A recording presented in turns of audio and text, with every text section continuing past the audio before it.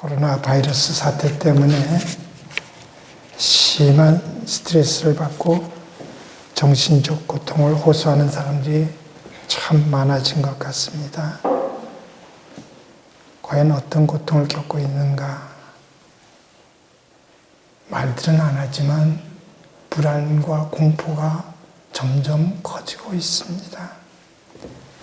잠을 잘 자지 못하는 사람들이 많아지고 있죠. 또 인간관계에 있어서도 이러다 보니까 의심 같은 게 많아져요. 도무지 믿지를 못하는 거예요. 약속 같은 거를 믿지 못해요. 경계하게 됐어요. 이게 어떤 정서적인 것만 아니고 그 여파라고 할까요? 기운이 없어지고 무기력해집니다. 자, 어떻게 대처하면 좋겠는가? 사람들은 나름대로 조언을 주고 있습니다. 이런 상태에 대해서 믿을 만한 정보만에 이것저것 많은 게 있는데 쓸데없는 것들을 들여다보지 말고 믿을 만한 정보에 집중하라 그럽니다. 그리고 진짜 전문가들에게 도움을 구하라고 그래요. 다 자기가 전문가라고도 얘기하지만 여러분도 SNS 같은 걸 통해서 많은 걸 접하게 원하지 않는 것도 많이 보내주는 사람들이 있죠. 네.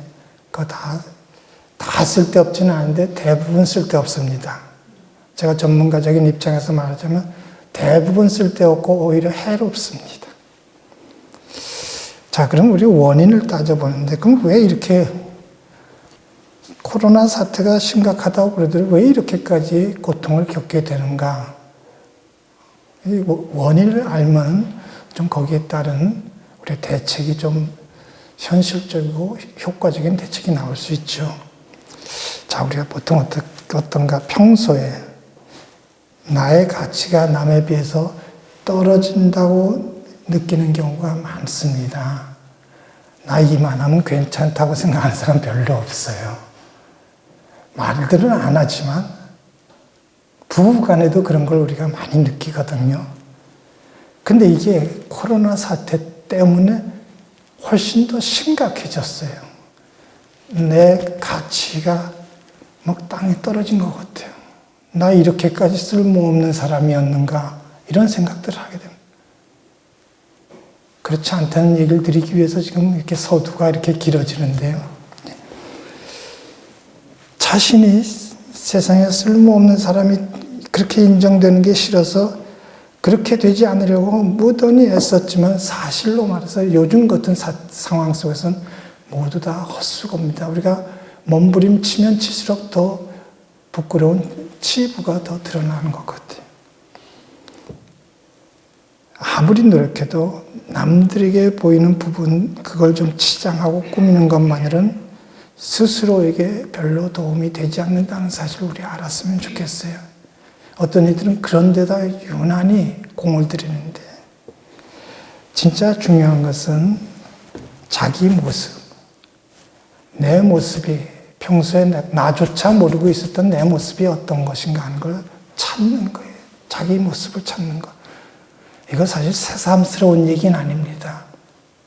제가 전공한 게 바로 이건데, 자기 정체성을 찾는 것. 특별히 이건 청소년기에 이것이 굉장히 중요한데, 노년기에도 마찬가지입니다. 자기 정체성만 찾으면, 특별히 우리 믿음의 사람들, 내가 뭐 하고 있는지를 알면은 가만히 생각해 보세요. 가만히 생각해 보세요. 저한테 하나하나 대답할 필요는 없어요. 그러나 내가 지금 뭘 하고 있는가? 하나님 떼어놓고 생각하면 여러 가지 대답이 나올 수 있어요. 예수 믿는 거 떼어놓고 생각하면 여러 가지 대답이 있을 수 있지만, 하나님 믿는 것과 관련해서 내가 지금 뭘 하고 있는가? 모르긴 몰라도 저도 하나님을 의식하고 생각해보면 얼굴이 화끈거릴 때가 한두 번이 아니에요. 본질이 아닌 것 같고 그렇게 끌탕을 하고,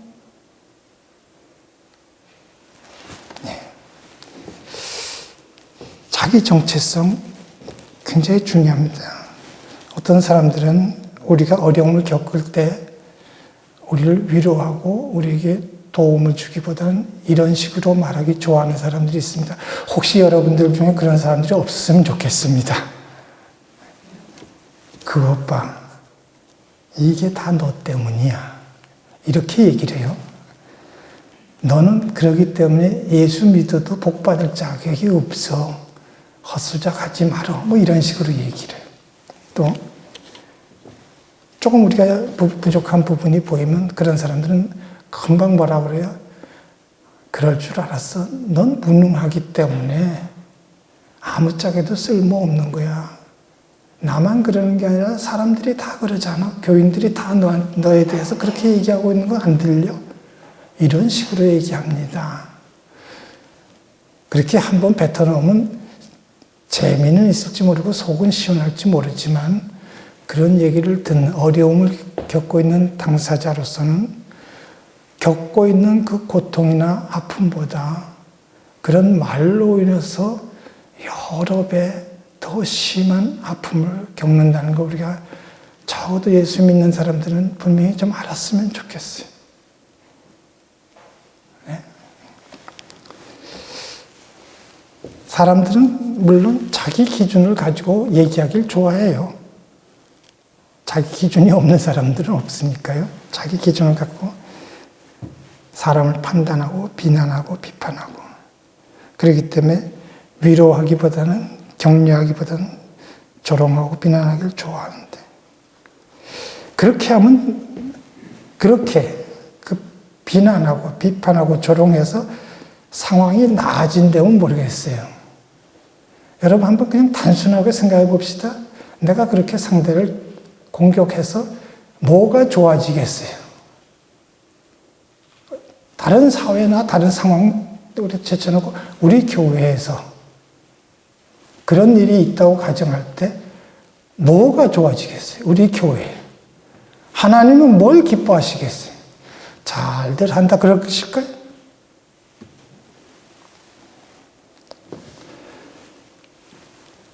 성경은 그렇게 말하고 있지 않습니다. 오늘 주님의 말씀을 듣습니다. 주님이 오늘 말씀 보면 마지막에 뭐라 그랬어요?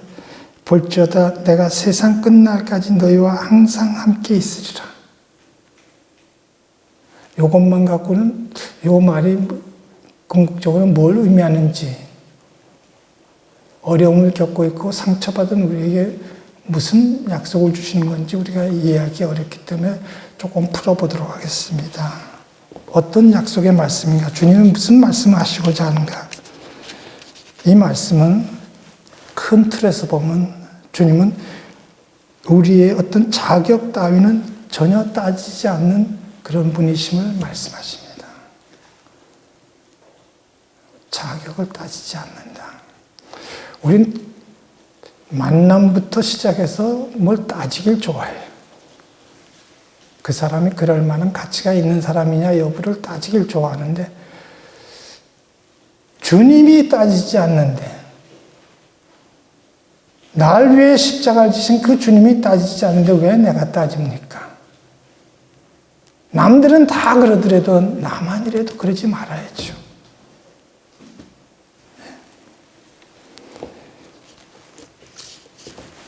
자, 아까도 말했지만 우린 하다 보면 사람들은 대부분의 사람들이 자기가 부족하다고 생각하고 그렇기 때문에 사랑받을 자격이 없다고 생각하기 쉽습니다. 나는 이만하면 사랑받을 자격이 충분해, 넘쳐 뭐 이렇게 생각하는 사람 간혹 있지만 그건 조금 정신적으로 좀 부족한 사람들이 대체로 그러죠.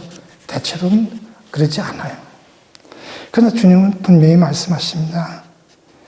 어떤 이들에게 얘기하시는가가 오늘 16절, 17절에 있는 말씀 보면 11제자가 갈릴리에 가서 예수께서 지시하신 산에 이르러 예수를 배웠고 경배하지만 아직도 의심하는 사람들이 있더라. 그러니까 별거 아닌 것처럼 우리가 지나갔어요. 왜냐하면 그 과정, 그 전에 그 후회가 더 중요하니까 의심하는 사람들이 있더라는 얘기에 대해서 우리가 별로 주목을 안 했어요. 한번 생각해 보십시오. 부활하신 예수님께서 승천하시고자 하는 그 현장이에요, 지금. 거기 있는 사람들 중에, 딴 데 있는 사람, 여기 지금 모이지 않은 사람들이 아니라 그 주님이, 부활하신 주님이 승천하시려고 하시는 그 갈릴리의 산 위에서 거기 나온 사람들 중에도 의심하는 사람들이 있었다는 거예요. 어떻게 그럴 수 있을까? 아무리 믿기 어렵더라도 그 자리에서 의심할 수 있다? 예수님 부활하신 지 40일이 지난 거예요. 이 말씀하시는 이것은. 40일 동안에 어떤 일이 있었어요? 막달라 마리아가 예수님 부활하신 예수님 뵀죠. 다른 제자들도 예수님 뵀죠. 사도 바울의 고백에 의하면 한 일시에 500여 형제들에게 예수님 부활하신 예수님께서 보이셨다고 그랬어요. 고린도전서 15장에 보면. 이제 마지막으로 승천하시기 직전에 약속하신 산에서 부활하신 예수님을 배웠는데 그 정도면 이제 항복하고 믿어야 맞지 않아요. 믿어야 돼. 오늘 우리는 솔직히 말해서 우리가 잘났다는 게 아니라 보지 못했음에도 불구하고 우리 믿잖아요. 예수님하고 같이 활동하던 그들이 십자가 지고 돌아가시는 것도 배웠고 부활하신 다음에도 뵀는데 못 믿는 자는 참 한심하다 못해 뭐라고 말해야 될지 모르겠어요. 그런 자들이에요. 제자들이라고 하는 자들 대부분이 그런 자들인데도 불구하고 주님은 그들을 받아주셨어요. 주님은 받아주셨어요. 부족하기로 들면 예수님의 제자들보다 더 부족한 사람들을 찾기 어려울 정도로 부족한데도 불구하고 받아주셨고 장차 그들에게 성령을 주시겠다고 약속하셨고 성령을 부어주셨어요. 여기 의심한다는 단어는 철저히 불신한다는 그런 의미보다는 헬라어로 결정을 내리지 못하고 망설이고 있는 것, 그런 상태를 의미하는 단어라고 해요. 사실 우리도 믿는다고 하면서도 종종 의심이 생길 때가 있는 게 사실입니다. 우리의 이런 모습, 우리 신앙생활 열심히 한다고 자부하지만 그래도 이렇게 종종 의심 생기는 우리 자신의 부끄러운 모습을 보면서 과연 우리가 주님의 사랑을 받을 만한 가치나 자격이 있는가 우리 스스로 생각하기가 참 되는데 결론적으로 말하면 주님의 사랑은 변함이 없어요. 변함없이 우리를 사랑하세요. 주님은 오늘도 그런 우리를 만나주십니다. 영으로. 우리의 믿음을 흔들리는 믿음을 굳건하게 세워주시는 주님이시다 이 말입니다. 그리고 두 번째로 주님의 이 약속 앞에서 우리의 능력 같은 것은 문제가 되지 않는다는 의미가 있습니다. 이 말씀은. 능력 따위는 문제가 되지 않아요. 우리가 능력이 없기 때문에 사랑받기 어렵다고 생각하기도 쉽습니다. 또 우리는 누군가 우리를 멸시할 때 비참하게 느끼기도 하죠. 우리가 무능력하기 때문에 관심을 받지 못하고 사랑받지 못할까 하는 두려움이 있는 것도 사실입니다. 이런 건 남들한테 가족들끼리도 잘 하지 않는 얘기지만 그런 두려움이 있는 게 사실이에요. 우리가 그래서 어떻게라도 사람들 앞에서 그래도 유능한 사람이라는 걸 보여주려고 몸부림을 치듯이 애쓰는 게 사실입니다. 그렇게 하다가 다행히 사람들이 저 사람 생각보다 능력이 있어. 참 유능해. 이렇게 평가해주면 그런 평가를 받을 때 순간적으로 상당히 마음이 편안해지는 게 사실이에요. 그런 얘기를 듣고도 계속 불안해한다면 좀 이상하죠. 그러나 그건 잠시 잠깐뿐입니다. 그런 걸로 만족하려고 들지 말아야 돼요. 얼마 못 가면 또 불안해져요. 내 능력 없음이 들통이 나면 어쩔 것인가 하는 그런 걱정이 또 우리를 공격합니다. 실력 없는 걸 사람들이 보고서 또 실망하면 어쩌면 좋을까 두려워하게 됩니다. 그런데 주님 말씀하신 것을 우리 답을 얻고자 하는데 오늘 우리에게 뭐라고 말씀하시는가? 18절에 있는 말씀, 예수께서 나와 말씀하여 이르시되 하늘과 땅의 모든 권세를 내게 주셨으니. 우리 능력을 얘기하면 능력의 어떤 배경이라고 할 수 있는 것은 권세입니다. 권세와 능력은 동전의 앞뒷면같이 따라가죠. 권세를 하늘아버지께서 예수 그리스도에게 주셨다는 거예요. 날 사랑하사 날 위해서 십자가에 달려 죽으시고 부활하신 주님이 하늘아버지로부터 하늘과 땅의 모든 권세를 받으셨다고 분명히 말씀하십니다. 그 권세는 그냥 해보는 말이 아니에요. 왜? 부활로 증명된 권세이기 때문에. 부활하셨기 때문에 그 말씀은 정말 시비할 수 없는 분명한 사실이거든요. 주님은 그 능력으로 우리와 함께 하시겠다는 거예요. 그냥 권성으로 우리와 함께 하시겠다는 게 아니라 이런 권세를 가진 그 능력으로 우리와 늘 함께 하시겠다고 말씀하십니다. 우리에게 능력이 전혀 없어도 상관이 없어요. 있다고 하는 게 오히려 문제가 될 때가 많아요. 능력 없어도 능력 중에 능력을 온전히 가지신 주님이 우리와 항상 함께 하시기 때문에 문제가 될 수가 없는 거예요. 그렇기 때문에 세상이 우리에게 주는 어떤 그릇된 평가, 저울질 이런 걸로 흔들릴 이유가 없어요. 거기에 속지 말아야 돼요. 비슷한 얘기지만 세 번째로 우리의 쓸모라는 게 문제가 되지 않는 주님의 약속입니다. 우리가 쓸모라는 얘기를 많이 하는데 뭐 쓸데없다든가 쓸모없다 이런 얘기를 많이 하는데 자, 우리가 사람들이 많이 모여있는 방에 쑥 들어갑니다. 근데 아무도 나를 반겨주지 않고 아는 척도 안 하고 거들떠 보지도 않는다. 얼마나 무관하겠어요. 안 들어갔으면 모르겠는데 그 방에 쑥 들어갔는데 아무도 보지. 자, 그때 우리 마음에 이런 생각이 들 거예요. 정말 난 쓸모없는 사람이구나. 아무도 나에게 관심을 갖지 않는 걸 보니 난 정말 쓸모없구나. 비참합니다. 그래서 주님 말씀하십니다. 19절 20절에 보니까 너희는 가서 모든 민족을 제자로 삼아 아버지와 아들과 성령의 이름으로 세례를 베풀고 내가 너에게 분부한 모든 것을 가르쳐 지키게 하라. 주님이 우리에게 사명을 주셨어요. 사명.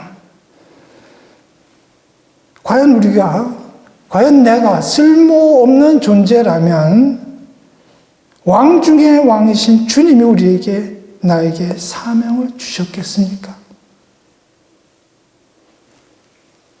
정말 누구 말대로 립 서비스 하는 것도 아니고 우리에게 쓸모없는 우리에게 왜 그리고 그 일이라는 게 우리에게 주신 사명이라는 게 얼마나 중요한 일이에요.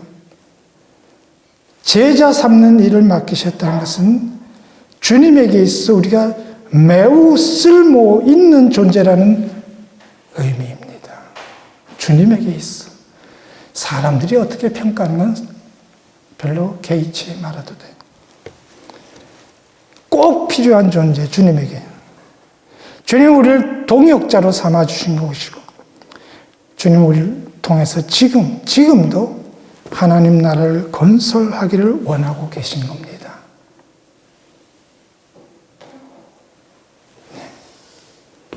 우리가 바로 그런 존재예요. 제자 삼는 사명을 받은 존재입니다. 이것은 만민을 구원하시는 하나님의 귀한 역사에 우리가 주역으로 부르심을 받은 것이라고 해도 틀림없는 얘기예요. 누가 뭐라고 그래요? 주님이 이렇게 귀한 사명을 우리에게 주심으로 우리가 얼마나 가치 있고 중요한 사람인지 분명히 깨닫게 해주신 겁니다. 누가 뭐래도 적어도 주님과의 관계에 있어서는 흔들릴 이유가 없다는 걸 오늘 다른 건 다 잊어버리시더라도 여러분은 그렇게 중요한 존재, 쓸모없는 게 아니라 쓸모 있는 정도가 아니고 쓸모 그 자체라고 생각하셔도 좋습니다. 누가 어떻게 평가하는 건 아무 상관이 없어요.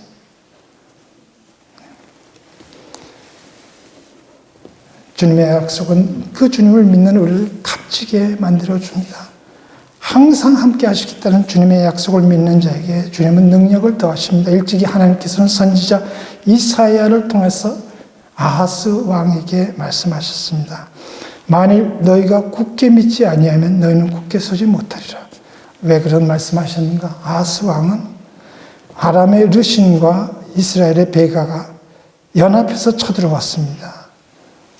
위협을 느낄 수밖에 없어요. 성경은 아주 그때 그의 마음 상태를 잘 표현하거든요. 숲이 바람에 흔들리는 것 같이 마음이 두렵고 떨렸다고 성경이 소개하고 있어요. 겁이 났겠죠. 이게 나라의 운명을 좌우할 만한 그런 위기인데. 그래요. 그러나 하나님께서는 말씀하십니다. 이사야 7장 4절에 있는 말씀. 이들은 연기나는 두 부지깽이 구루터기에 불과하니 두려워하지 말며 낙심하지 말라. 우리가 두려워할 만한 일도 있습니다. 낙심할 만한 일도 있어요. 살다 보면. 그러나 하나님께서 분명히 두려워하지 말라고 하시고 놀라지 말라고 하시면 두려워하지 말아야 된다. 그건 놀랄 일이 아니란 얘기예요. 지금 우리가 겪는 어려움, 하나님이 보실 때는 문제가 되지 않아요. 어찌 보면 정말 성경이 우리에게 가르친 것처럼 우리를 정금 같은 존재로 연단하시는 과정이라고 생각하면 오히려 정말 이럴 때 아멘 할렐루야로 우리가 응답해야 되는 거예요. 코로나 바이러스 사태 때문에 우리의 삶의 모든 기반이 흔들리고 있는 것은 사실이에요. 우리의 마음이 이런 상황 때문에 두려운 것도 사실이에요. 그러나 주님 우리에게 믿음을 주시고 우리로 하여금 주님을 바라보게 하십니다. 여러분, 그 옛날 베드로 주님을 보고 걸을 때 바다 위로 걸을 수 있었죠. 풍랑치는 바다 위로 걸을 수 있었어요.